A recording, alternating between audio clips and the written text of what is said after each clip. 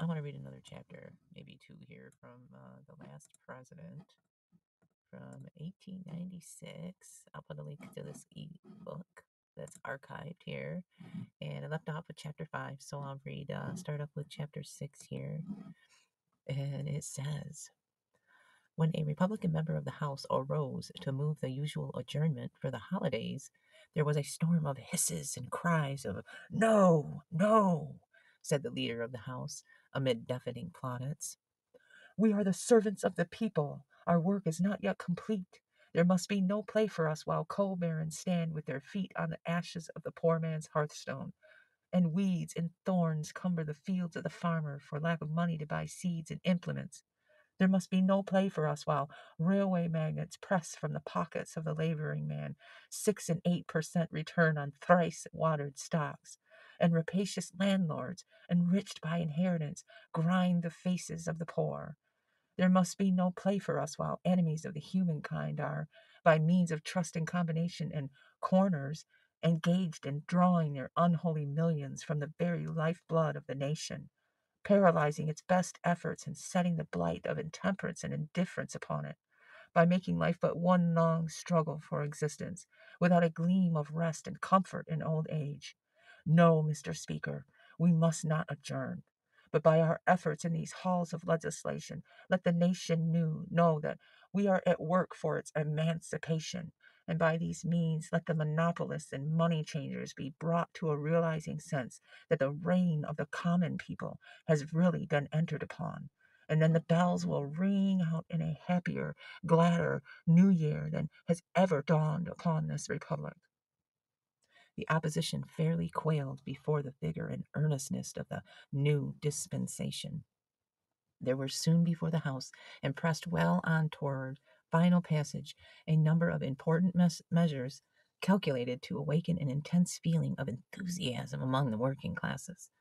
Among these was an act establishing a loan commission for the loaning of certain moneys of the United States to farmers and planters without interest, an act for the establishment of a permanent Department of Public Works, its head to be styled Secretary of Public Works, rank as a cabinet officer, and supervise the expenditure of all public moneys for the construction of public buildings and the improvement of rivers and harbors, an act making it a felony, punishable with imprisonment for life for any citizen or combination of citizens to enter into any trust or agreement to stifle, suppress, or in any way interfere with full, open, and fair competition in trade and manufacture among the states, or to make use of any interstate railroads, waterways, or canals for the transportation of any food products or goods, wares, or merchandise which may have been cornered, stored, or withheld with a view to enhance the value thereof, and, most important of all, a preliminary act having for its object the appointment of commissioners for the purchase by the federal government of all interstate railway and telegraph lines, and in the meantime the strict regulation of all fares and charges by a government commission, from whose established schedules there shall be no appeal. On Washington's birthday, the president issued an address, of congratulation to the people of the United States, from which the following is extracted. The malicious prognostications of our political opponents have proven themselves to be but empty sound and theory.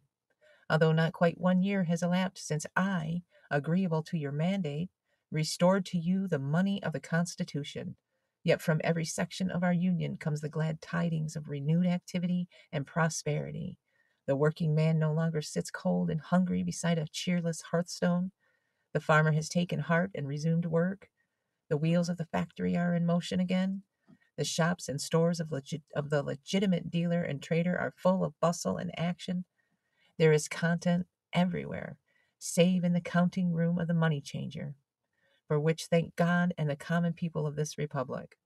The free coinage of that metal which the Creator in his wisdom stored with so lavish a hand in the subterranean vaults of our glorious mountain ranges has proven a rich and manifold blessing for our people. It is in every sense of the word the people's money, and already the envious world looks on in amazement that we have shown our ability to do without foreign cooperation.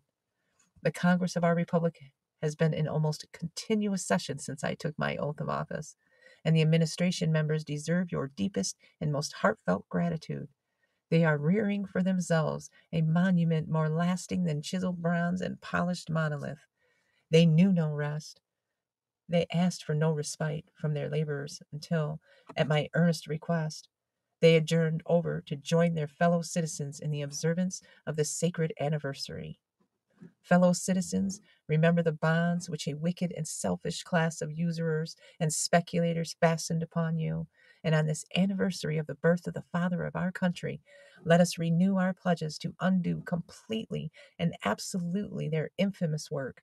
And in public assembly and family circle, let us by new vows confirm our love of right and justice, so that the great gain may not slip away from us, but go on increasing so long as the statute books contain a single trace of the record of our enslavement.